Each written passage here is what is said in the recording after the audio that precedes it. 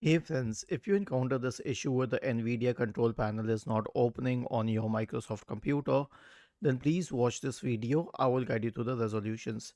Now, before anything else, update the NVIDIA drivers and restart the NVIDIA services. So search for Device Manager in the Windows search bar and open Device Manager. Expand the list for display adapters. Right click on the NVIDIA one and update the drivers. Okay, and then you can restart the NVIDIA services. How would you do that? Search for services in the Windows search bar and open services. Scroll down to the NVIDIA services.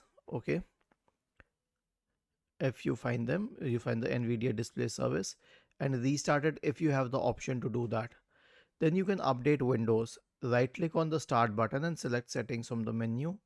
Go to the Windows Update tab and click on check for updates in the right pane. Now, if this doesn't help, then search for NVIDIA control panel and then you can click on app settings in the right pane. Under this, scroll down and select terminate. Click on repair. Let it get the tick. Click on reset and then get the tick here. If this doesn't help, then simply uninstall it and wait.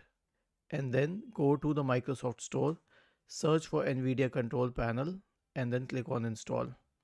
Was this helpful? If yes, then please subscribe to the channel.